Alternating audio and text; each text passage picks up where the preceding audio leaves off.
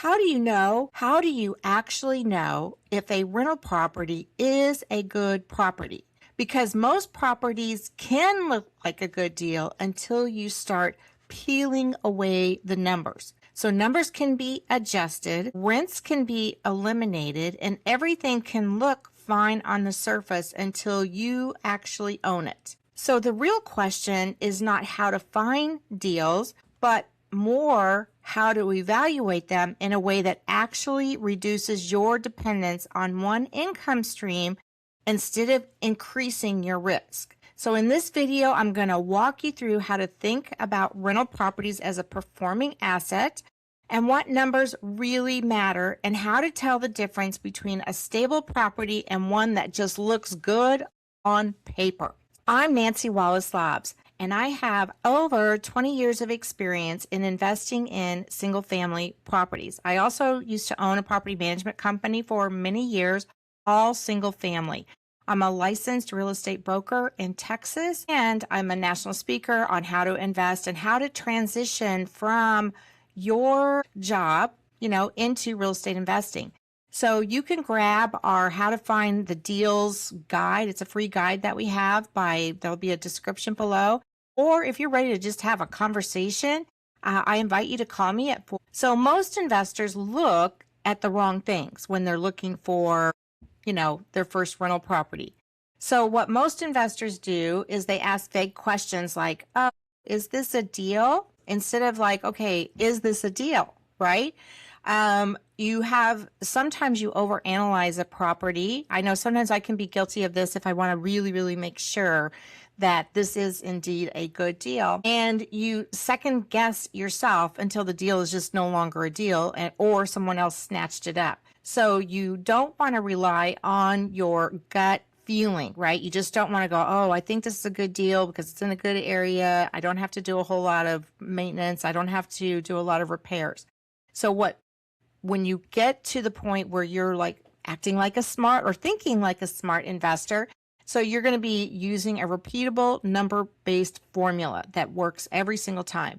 You're going to evaluate quickly, like you should be able to evaluate whether a property that you're looking at is a deal within about 15 minutes or less as you get better.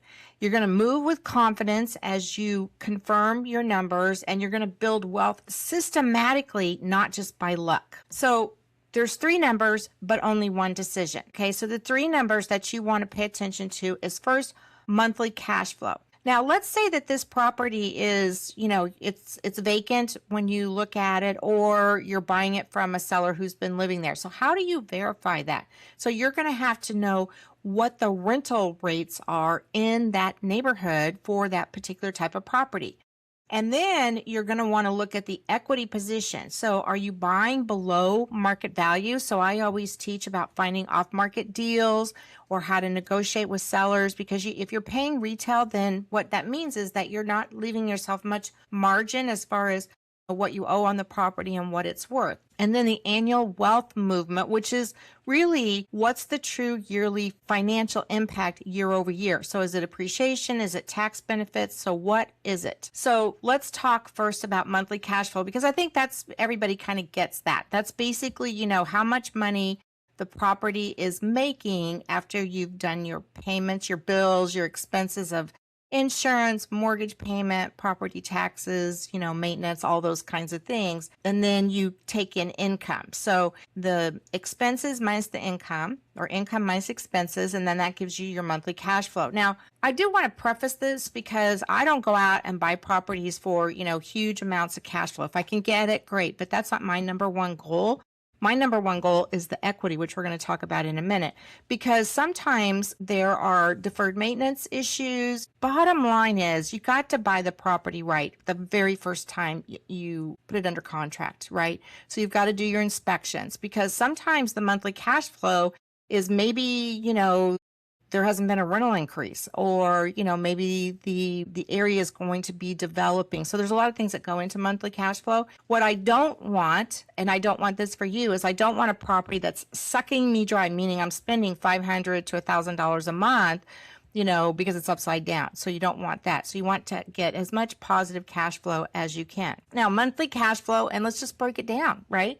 So we have your mortgage payment. Unless you're fortunate enough to just be buying all these properties with cash, you're going to have some kind of loan on the property, whether that's a conventional loan or that's a private money loan or hard money loan. You're going to have some kind of payment for just acquiring that property. And then you can't get away from it, but there's always taxes and insurance. So property taxes here in Texas, and then property insurance. And you want to make sure you have the right kind of insurance for your property. So for example, if you are rehabbing a property, you may need some kind of builder grade policy. I forget what they call it. We're going to have an insurance gal on here, but it's a policy like when you're doing renovations as opposed to someone actually living in it. Then there's landlord policies. Then there's a special policy if you're making it a short-term rental. So you want to make sure you're very comfortable with the types of insurance that you need to make sure you're covered. And then you want to have that maintenance reserve, like what if something goes wrong? What if the, AC goes out, that kind of thing. And then are you going to have property management or are you going to do it yourself? So typically property managers charge around 8 to 10%. So don't take that to the bank in terms of, oh, I only want to pay 8%, because it's really the quality of the property management that you want to spend more time on. So where does all that rent money go that you're going to be collecting it? Well, let's just say you have cash flow. Your profit is 27%. You got 15% that goes to taxes and insurance, 8 to 10% to the property management. You got your mortgage payment, which is going to be by far the biggest expense that you'll have. And then you should factor in about 8% for your, let's break it down what monthly cash flow really is. Just the simple formula is it's monthly rent minus your expenses, right? So almost everyone is going to have the same expenses month over month. You're going to have a mortgage payment, of some type of loan on the property, unless you were fortunate enough to pay cash, right?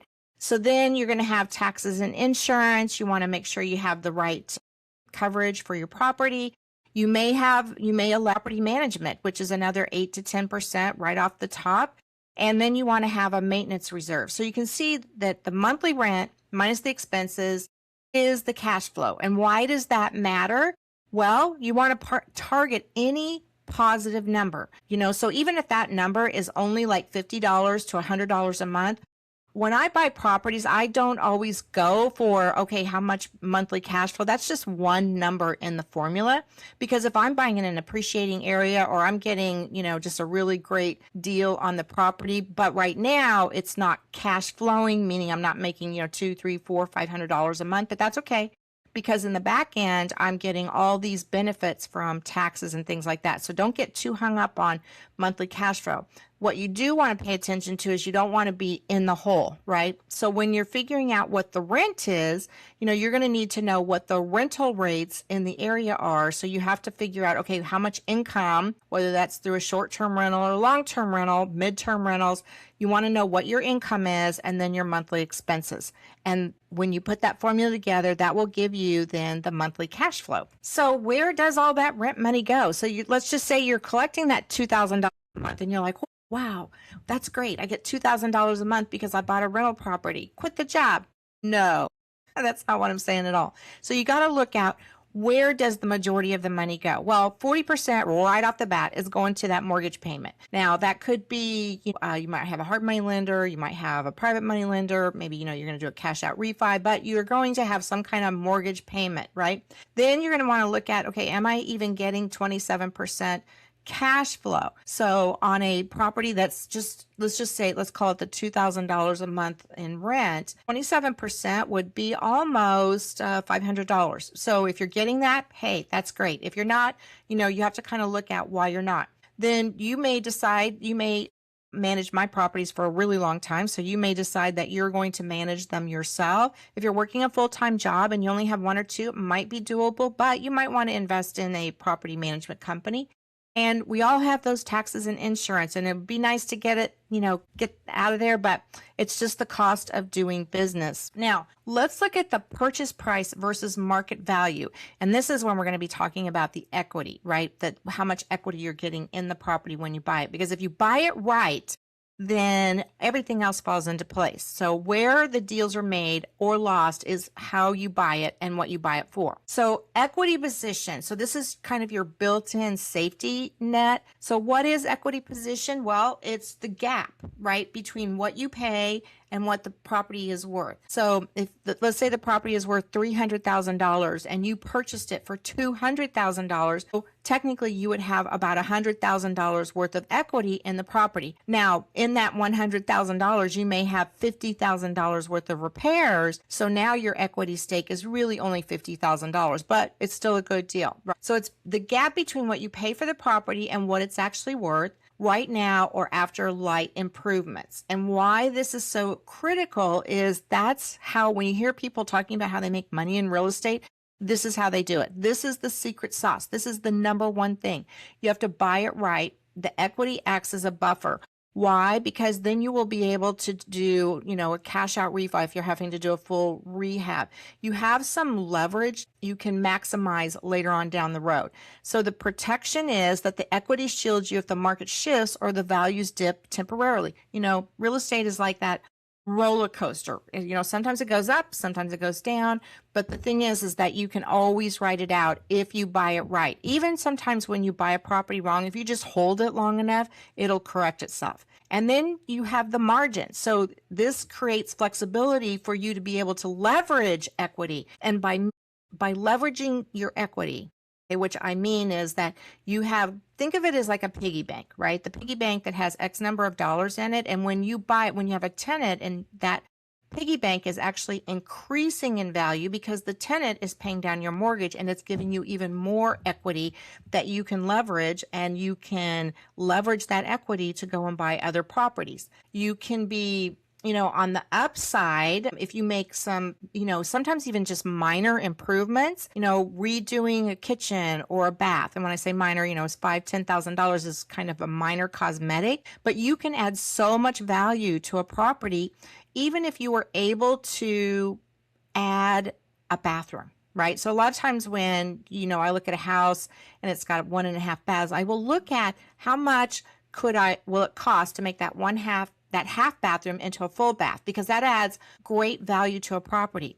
Another tip that I do is I look at homes where they have converted the garage. So if it's an original 3-bedroom, 2-bath home, and then they converted the garage to make either another living room or another, bedroom or something like that, I will convert that room back to a garage, because most people like having a garage, and garages add about 40,000-ish value to your property, right? And then confidence, knowing that you bought that property right because you knew what formulas and what numbers to pay attention to. So how equity position looks in practice: bad deal or good deal.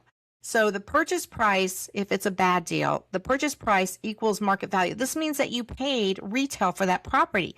You have no equity. There's no margin for error, and that leaves you very vulnerable and risk exposed. So if something happens, like you probably hear stories about people. I've been in different markets back in 2008 and during COVID, and people were just going crazy. You've heard about people paying 50, 60, 70, 80, 100 grand over, in bidding wars. And so then what happens a year or two down the road, they want to sell them and they can't because they're upside down. And this was really a big factor back in 2008. So, but a good deal, if the purchase price is less than the market value, you always want to buy under. You never want to pay. It's kind of like, when you go shopping and, you always want to get, who doesn't love a good sale, right? So think of it when you're buying investment properties, you want to buy it on sale, right? So you want to have that built-in equity of $30,000 to $50,000, and that gives you somewhat of a protected margin, a flexibility, right? And it goes to your bottom line as your net worth, because it on paper you're really building your net worth, and which then in return you will be able to leverage that equity to get more money to buy more properties. Now let's talk about this annual wealth movement, the number that changes everything. Well, what could that be? Are you excited to learn about this? So annual wealth movement is just the full picture. This is how true wealth is built. This is how your net worth keeps going up with each investment property that you purchase. So it's the monthly cash flow is just one piece. Remember I said that? I don't always look for properties that have, gobs and gobs of monthly cash flow, right? I'm looking for properties where there's a lot of equity that I can buy because I'm getting a good deal and that I know I'm in an appreciating area. So it adds up to all three of these things, right? So you've got your cash flow, you've got your principal pay down and appreciation. Now, I didn't put in here tax benefits, but tax benefits are also kind of part of that because, for example, I'm a self-employed person. And so I created an LLC many years ago to buy investment properties. And so that gives me some leverages for deductions and things like that can then offset my, regular income that I'm not paying taxes on in terms of, because I'm a realtor, right? And we, most of the time our the money that we get paid, there's no taxes out of it, right? So combined, these three forces can generate 15 to 30,000 in annual wealth movement, right? When you look at, how much is the property appreciating year over year? When you have a tenant in there, it's paying down your principal, so you're gaining more equity. And then your cash flow, as that principal gets paid down, your cash flow continues to grow as well. So this is where the full picture, if you will. And granted, when you're first looking at a property, you're going to be looking at all these numbers. So the main thing is, how much income can this property produce for you? And what are the expenses that are going to be associated with purchasing that property? And when you look at that and then you combine the equity position that you just got because you're getting it under the market price. You're not paying retail, you're getting it on sale. And then the growth appreciation year over year, which depending on the market you're in could be anywhere from 4 to 10% year over year. Then that's when you have a real picture. Is this a good rental property? Now, let's watch that math in action, right? So look at year one. So the three streams of wealth that we're creating from one rental property, right? So we're going to stack it year after year. And this is how a single property quietly shifts. This is not like, hey, we're blowing it out or anything like this. This is over time. I think I've mentioned this before. Real estate investing. I mean, yes, there are those stories where people hit it out of the park and they, make a lot of money on the flip or whatnot. But when you're building wealth, legacy wealth going on, it's a slow kind of, think about the turtle and the hare story, right? The turtle keeps going. He's consistent. He keeps building. He keeps going. And the hare's over here, running around and gets distracted and whatnot, but you're staying steady with this. So you have your annual cash flow, the principal pay down, and then the appreciation. So you can see in year 5 how much equity and how much this property is adding to your bottom line. And that's really what you want to look at. So it's the three numbers. It's the monthly cash flow, it's the equity, and then the appreciation that shows the annual wealth movement. That's what we call it. Now, putting it all together, just to recap, so we got your monthly cash flow. So that tells you, can this property sustain itself? Did you buy a deal or a dud, right? I mean, that's really what we're talking about here. So here's your takeaways for this video. Number 1, you want to look at cash flow first. Have identified an area where you're going to be investing in. Then one of your numbers that you would have looked at is, how much rent can I get from a 3-bedroom, 2-bath, for example, right? And then you want to buy equity, not just the property. So if the property is valued at $300,000, are you going to pay $300,000? You're going to negotiate with that seller. You're looking for a distressed property, an off-market property. A lot of times properties on the MLS are what we call retail. Those are retail properties. So it's hard to find a deal. Now, if you, find a seller that is distressed, I like to find my own off-market properties for the very best negotiating price that I can do. And then think annually, not monthly. So the wealth in real estate comes from the combination of the cash flow, the principal pay down, and then the appreciation. Now, your quick deal evaluation checklist. So you're going to look for cash flow. You're going to look at price versus market, and then wealth movement, which is just looking at the appreciation year over year. And when you use these on any property, so you can do these numbers in a very short amount of time. There's lots of tools that you can do that with.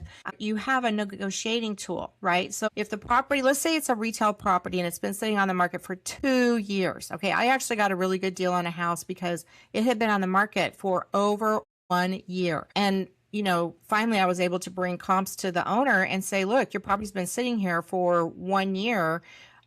This is why it didn't sell, because he literally had it priced too high.